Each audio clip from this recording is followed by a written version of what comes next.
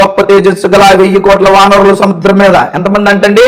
1000 కోట్ల వానరులు. Note this point. 1000 కోట్ల వానరులు సముద్రం మీద సేతువుని నిర్మించుచునే సముద్రము ఆవలి ఒడ్డు చేరిరి. 1000 కోట్ల మంది అంట ఈ బ్రిడ్జ్ నిర్మించారు వానరులని. సాక్షాత్తు రామాయణంలో రాయబడి ఉంది. 1000 కోట్ల మంది బ్రిడ్జ్ ని ఎలా కట్టగలిగారు? 1000 కోట్ల మంది అసలు ఎలా ఉండగలిగారు? ఎంత ఉందో రామసీత అంతా కలిపితే ఎంత ఉంటది? ఎంత ప్లేస్ ఉంటది చెప్పాలి మీరు. తమిళనాడులో ఉన్నటువంటి ఏదైతే ఈ యొక్క రామేశ్వరం ఉందో, రామేశ్వర స్థలం ఎంత ఉంటది? 1000 కోట్ల మంది అక్కడ ఎలా పట్టారు? ఏమన్నా అంటే నేను ఫీల్ అవుతావు. రామాయణంలో 1000 కోట్లని రాశారు వాల్మీకి గారు. అక్కడ వాడిన పదం కోటి సహస్రాణి. ఛందస్సు కలవటం కోసం రకరకాల పదాలు వాడతారు. ఇప్పుడు సహస్ర అంటే కేవలం 1000 సహస్ర అంటే అనేక అనే అర్థం కూడా వస్తుంది. అలాగే కోటి అంటే నెంబరే అవసరం లేదు, గుంపు అనే అర్థం కూడా వస్తుంది సంస్కృతంలో. సో నువ్వు ఏ విధంగానే తీసుకోవచ్చు. అనేక గుంపులుగా ఉన్న మహా తేజస్సు గల వానరులు అనే అర్థం వస్తుంది అక్కడ. కూడా నీకు బైబిలే అర్థం కాదు, నీకు రామాయణం ఉంది చెప్పు. ఎరా కిరణాస్త్రంగా ప్రశ్నిస్తే అరే ఒరే అని సంబోధిస్తావరా నువ్వు? విషయం తెలియనప్పుడు నవరంధ్రాలు మూసుకొని మూలకు కూర్చొని, అంటే గదిలో ఒక మూలకు కూర్చొని చెక్కభజన చేసుకుంటూ ఉండాలా. అంతేగాని తగుదునమ్మా అంటూ ప్రతి దాంట్లో ఏలు పెట్టి కెలికి మళ్ళీ వాసన చూసుకొని తర్వాత ఏడ్చుకోకూడదు. అర్థమైందా? విషయం తెలిస్తే మాట్లాడు, లేకపోతే లేదు. ఒకసారి నీ ఛానల్లో నీ డిస్క్రిప్షన్లో నువ్వు అసలు ఏం పెట్టుకున్నావో ఒకసారి చూసుకో. కిరణాస్త్రం. జ్ఞానం పంచడానికి నేను జ్ఞానిని కాను, పాండిత్య ప్రతిభ ప్రదర్శించడానికి నేను పండితుడిని కాను. అదేంట్రా, నేను జ్ఞానిని కాను పండితుడిని కాను అని నీ జ్ఞానాన్ని పంచుతున్నావు, నీ పాండిత్యాన్ని చూపిస్తున్నావు. నువ్వు రాసుకున్న దానికి నువ్వే కట్టుబడకపోతే ఎట్లా? నువ్వు రాసుకున్న దాని మీద నువ్వే నిలబడకపోతే ఎట్లా? అంటే నీకు ఒక స్టాండ్ లేదా? నేను జ్ఞానిని కాను, నేను పండితుడిని కాను అని రాసుకున్న నువ్వు మరి నువ్వు ఏంటని మేము అనుకోవాలి? నువ్వు జ్ఞానివి కాదు పండితుడివి కాదు అన్నప్పుడు నువ్వు అనవసరంగా ఏం మాట్లాడావు ఒకసారి విను.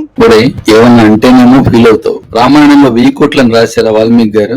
అక్కడ వాడిన పదం కోటి సహస్రాణి. ఛందస్సు కలవటం కోసం రకరకాల పదాలు వాడతారు. ఇప్పుడు సహస్ర అంటే కేవలం 1000 సహస్ర అంటే అనేక అనే అర్థం కూడా వస్తుంది. అలాగే కోటి అంటే నెంబరే అవసరం లేదు, గుంపు అనే అర్థం కూడా వస్తుంది సంస్కృతంలో. సో నువ్వు ఏ విధంగానే తీసుకోవచ్చు. అనేక గుంపులుగా ఉన్న మహా తేజస్సు గల వానరులు అనే అర్థం వస్తుంది అక్కడ. కూడా నీకు బైబిలే అర్థం కాదు, నీకు రామాయణం ఉంది చెప్పు.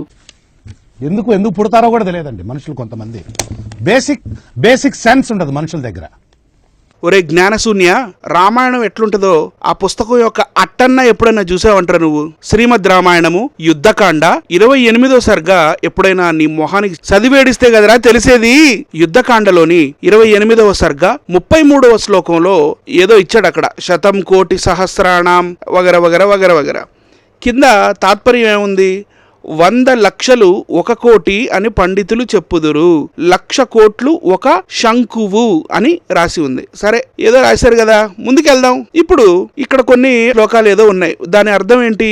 1000 శంకువులు మహాశంకువు, 1000 మహాశంకువులు వృందము, 1000 వృందములు మహావృందము, 1000 మహావృందములు పద్మము, 1000 పద్మములు మహాపద్మము, 1000 మహాపద్మములు ఖర్వము, 1000 ఖర్వములు మహాకర్వములు, 1000 మహాకర్వములు సముద్రము, 1000 సముద్రములు ఓఘము, 1000 ఓఘములు మహౌగవము.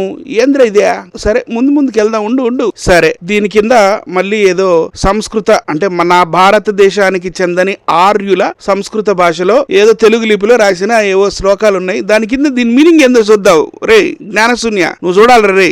గొప్ప బల పరాక్రమములు గలవాడు, నిత్యము గొప్ప సైన్యముతో కూడినవాడు, వానర రాజు అయిన సుగ్రీవుడు వీరుడైన విభీషణునితోనూ మంత్రులతోనూ కూడి యుద్ధము నిమిత్తము నీ మీదకి వచ్చుచున్నాడు.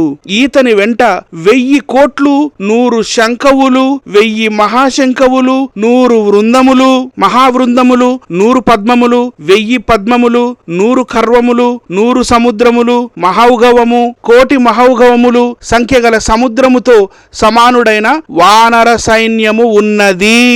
కోటి సహస్రాణి అనే పదాన్ని తీసుకొని నువ్వేం కలరింగ్ ఇచ్చావురా ఒకసారి చూసుకో. ఏమన్నా అంటే నేను ఫీల్ అవుతావు. రామాయణంలో 1000 కోట్లని రాశారు వాల్మీకి గారు. అక్కడ వాడిన పదం కోటి సహస్రాణి. ఛందస్సు కలవటం కోసం రకరకాల పదాలు వాడతారు.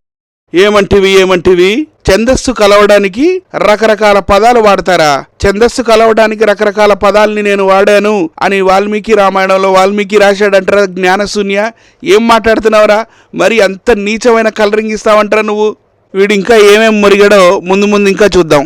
ఇప్పుడు సహస్ర అంటే కేవలం వెయ్యేనా? సహస్ర అంటే అనేక అనే అర్థం కూడా వస్తుంది. సహస్ర అంటే అనేక అనే అర్థం కూడా వస్తుంది. సహస్ర అంటే అనేక అనే అర్థం వస్తుంది అని అనవసరపు కవరింగ్లు ఇచ్చుకునే అవసరం లేదు. రామాయణంలో గాని డిక్షనరీలో గాని సహస్ర అనంటే అనేక అనే అర్థం వస్తుందని ఎక్కడా కూడా ఇవ్వలేదు. అలాగే కోటి అంటే నెంబరే అవసరం లేదు, గుంపు అనే అర్థం కూడా వస్తుంది సంస్కృతంలో. అలాగే కోటి అంటే నెంబరే అవసరం లేదు, గుంపు అనే అర్థం కూడా వస్తుంది సంస్కృతంలో. ఏం ప్రపంచంలో ప్రతి వాడు అవతల వాడి భాషను కరెక్ట్ చేయొచ్చు అనుకుంటాడు, వాడికే సర్వం తెలుసు అనుకుంటాడు. ఉంది అక్కడ ఏముందో చూడండి. ఓకే, సో నువ్వు ఏ విధంగానే తీసుకోవచ్చు. అనేక గుంపులుగా ఉన్న మహా తేజస్సు గల వానరులు అనే అర్థం వస్తుంది అక్కడ. అరే జ్ఞానశూన్య, కోటి అనంటే కోటి అనేరా దాని అర్థం. కోటి అనంటే గుంపులు, అనేక గుంపులు అని కాదు. లేనిపోని అర్థాలు చెప్పాలని చూడబాకు. అయినా ఊరే వానరులు అనేవాళ్లే లేరు, అసలు ఇది జరగనే జరగలేదు, ఇదంతా ఒక కట్టు కదా, ఇంతింతమంది ఇన్ని గుంపులుగా ఉండరు అని చెప్తుంటే నువ్వెందుకురా మధ్యలో వచ్చి కలరింగ్ ఇస్తావు? ఏలు పెట్టి కెలికి మళ్ళీ వాసన చూసుకోవటం ఎందుకు? ఆ వాసన చూసి మళ్ళీ ఏడ్చుకోవటం ఎందుకు? ఇవన్నీ కట్టు కథలరా మీ పుస్తకాల్లో ఉన్నవి. నీకు బైబిలే అర్థం కాదు, నీకు రామాయణం ఉంది చెప్పు. జ్ఞానం పంచడానికి నేను జ్ఞానిని కాదు అని రాసుకున్న ఓ అజ్ఞాని, రామాయణమే చదవలేదు నువ్వు, నీ మొహానికి బైబిల్ జోలి నీకెందుకురా?